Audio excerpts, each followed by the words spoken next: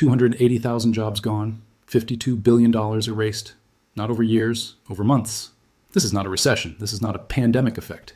This is what happens when a nation declares economic war on its closest ally and forgets that consumers have options. Canada didn't fire back with tariffs. Canada didn't threaten sanctions. Canadians just stopped showing up. And what nobody in Washington understands yet is this: they're never coming back. Florida just lost something it will never recover. And by the end of this, you'll understand exactly why. Winter 2023. Florida's tourism machine collapses. Canadian arrivals don't slow down. They vanish. Hotels that were booked solid for decades sit half empty. Restaurants shutter. Entire towns that existed to serve snowbirds go dark. The numbers are violent. Peak winter occupancy drops 40% in snowbird counties. Vacancy rates hit levels not seen since 2008. Except this time there's no financial crisis to blame. There's only one variable that changed. The border became hostile. This didn't happen by accident. Trade war rhetoric escalated. Tariffs targeted Canadian aluminum, lumber, agriculture. Politicians framed Canada as economically inferior, as subordinate. The message was clear, and Canadians heard it. Retirement groups discussed it. Media amplified it. Then consumer behavior shifted overnight. $38 billion a year used to flow from Canada into Florida. Within one season, half of it disappeared. But here's where it gets worse. Border enforcement tightened. Even without official policy changes, reports spread. Secondary screenings, device inspections, entry denials. Whether statistically rare or not didn't matter. Perception became reality. For retirees managing healthcare schedules and property investments, uncertainty became unacceptable. Risk outweighed reward. Tourism stopped being leisure. It became a liability. 280,000 jobs evaporated. Hotel staff, restaurant workers, healthcare support, real estate agents, seasonal contractors, maintenance crews. These weren't furloughs. These were permanent exits. Internal labor models suggest the real number exceeds 310,000 once you count indirect losses. Entire careers ended because politicians thought tough talk had no cost. Airline data confirms the break was structural. Canadian carriers slashed Florida capacity by double digits. They redirected planes to Europe, to Mexico, to Asia. Those routes filled instantly. Florida routes stayed empty, even with massive discounts. This was not delayed demand waiting to return. This was replaced demand, gone forever. Tourist tax revenues collapsed 50% in some counties. Infrastructure projects froze. School budgets were slashed. Emergency reserves drained at record speed. Local governments tried blaming inflation, tried blaming media, but the budgets told the truth. This was not a downturn. This was a structural rupture. And then the data revealed something even more disturbing. The money didn't disappear. It moved. And where it moved explains why this damage is permanent. $27 to $30 billion per year that used to go to Florida got redirected in under 18 months. No government mandates, no subsidies, pure consumer choice. Canadian provinces absorbed the first wave. Winter occupancy in Ontario, Quebec, British Columbia surged. Domestic travel exploded. Healthcare stabilized. Local employment rose. Provincial tax revenues climbed at rates not seen in decades. What Florida lost became internal Canadian circulation, wages, services, public investment, a self-reinforcing economy that no longer needed the United States. Then international redirection kicked in. Canadian airlines cut Florida seats by 30% while expanding routes to Europe, Mexico, the Caribbean, Asia Pacific. Load factors on non-US routes hit record highs. Florida flights couldn't fill even with deep discounts. Demand wasn't waiting, it was replacing. Financial markets moved next. Canadian banks and pension funds quietly reduced exposure to US tourism-dependent real estate. They increased allocations to domestic hospitality and politically neutral regions. In some Florida counties, Canadian-owned property listings surged 70%. Owners chose liquidation over return. Prices softened. Tax bases eroded. Revenue projections collapsed across multiple fiscal years. For Florida workers, consequences were immediate. Service wages stagnated as demand died. Healthcare access declined as clinics closed. Working-age residents left the state entirely.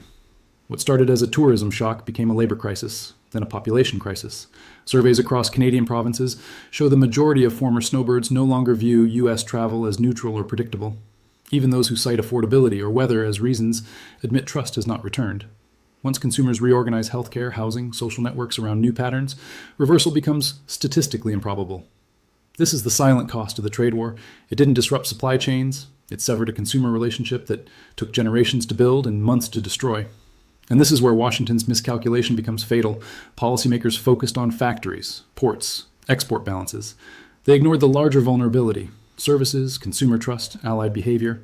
Tourism was classified as discretionary, apolitical. resilient. That assumption was catastrophically wrong. Canadian travel to the United States was soft capital. It stabilized labor markets, smoothed municipal budgets, supported private health care, inflated real estate. When it withdrew, there was no federal backstop, no emergency facility for lost goodwill. No stimulus can replace millions of individual decisions not to cross a border. Border enforcement intensified perception. Even without formal changes, unpredictability became dominant. Reports of screenings and denials circulated widely. For retirees, perceived risk outweighed any incentive. Demand collapsed not from price, from uncertainty. The feedback loop accelerated. Fewer visitors meant Florida cut services. Declining services meant lower quality. Lower quality meant remaining visitors spent less. Businesses closed or reduced hours. Quality degraded further. A self-reinforcing spiral that exposed total dependence on a single foreign demographic whose loyalty was never guaranteed. International observers took note. Allied governments and investors reassessed exposure to U.S. regions reliant on political stability and foreign goodwill. The lesson was unmistakable. If Canada can disengage quietly and effectively, any partner can. Tourism and investment have become geopolitical instruments, whether Washington recognizes it or not. Canada's response was telling. No dramatic announcements, no retaliatory legislation, no embargoes. Canadians simply changed behavior. Domestic tourism expanded, international diversification accelerated, capital redeployed. What Florida experienced as collapse, Canada experienced as consolidation. This is where damage becomes truly strategic. The United States didn't lose market share to a rival. It lost it to absence. And absence is harder to counter than competition because it leaves nothing to negotiate with. Internal planning models now circulate among Florida agencies. Even under the most optimistic assumptions, only 30% of former Canadian winter spending is projected to return over the next decade. That implies a structural loss of 35 to 40 billion annually. This is not a dip. This is a reset, comparable to the long-term decline of a major industrial sector. Except this collapse didn't come from competition or automation. It came from political miscalculation. Florida's growth model magnified the damage. The state optimized around foreign seasonal capital instead of productivity. Municipal budgets expanded, assuming stable tourist taxes. Real estate inflated, assuming endless foreign buyers. Labor markets adjusted to seasonal abundance. When Canadian money exited, there was no alternative engine. Fiscal consequences compound. Property tax shortfalls force counties to raise rates on remaining residents. Affordability crises accelerate. School districts face chronic underfunding. Infrastructure maintenance gets deferred. Deferred maintenance becomes decay. Decay drives further outmigration. The feedback loop tightens. Former service workers leave the state entirely. Businesses face labor shortages and declining demand simultaneously. Wages stagnate while costs rise. Localized economic collapse becomes demographic shift. Reversal is unlikely because of behavioral entrenchment. Former snowbirds reorganized healthcare, housing, social networks elsewhere. Canadian retirees now winter domestically or in politically neutral jurisdictions. Once systems are in place, incentive to return weakens dramatically even if relations improve. No advertising can rebuild trust. No tax incentive can undo years of perception. The trade war didn't change prices, it changed identity. Tourism to the United States is no longer framed as leisure in Canadian consciousness. It's framed as choice with political meaning. Washington failed to calculate this cost. The United States didn't just lose visitors, it lost a generation of loyal consumers who required no subsidies, no marketing, no coercion, only respect. And now the final number. The one quietly acknowledged in closed doors, but never publicly addressed. Population and capital flow models, used by Florida metropolitan planning organizations, now assume a long-term annual shortfall exceeding 160,000 seasonal residents, driven almost entirely by disappeared Canadian snowbirds. This isn't temporary variance. It's baked into projections extending 15 years forward. Once those assumptions revised, everything followed. School forecasts cut, healthcare expansion shelved, transportation models downgraded, real estate pipelines quietly canceled. In coastal counties, projected housing demand for retirees revised downward by over 40%. These adjustments weren't ideological, they were mathematical. Planners no longer expect Canadians to return in meaningful numbers, regardless of elections, policy shifts, or diplomatic resets. The models assume behavioral permanence. That assumption alone reshapes how billions in public and private investment are allocated. For the United States, this marks strategic failure beyond Florida. The trade war didn't provoke retaliation. It demonstrated that allies can disengage silently and inflict lasting damage through absence alone. No tariffs imposed, no borders closed. Consumers simply chose not to participate. For Canada, the outcome is clarity. Capital stays home. Spending circulates domestically. Dependence replaced by optionality. The snowbird era, once cultural tradition, now viewed as economic leakage that no longer makes sense in a volatile environment. This is the lesson Washington hasn't confronted.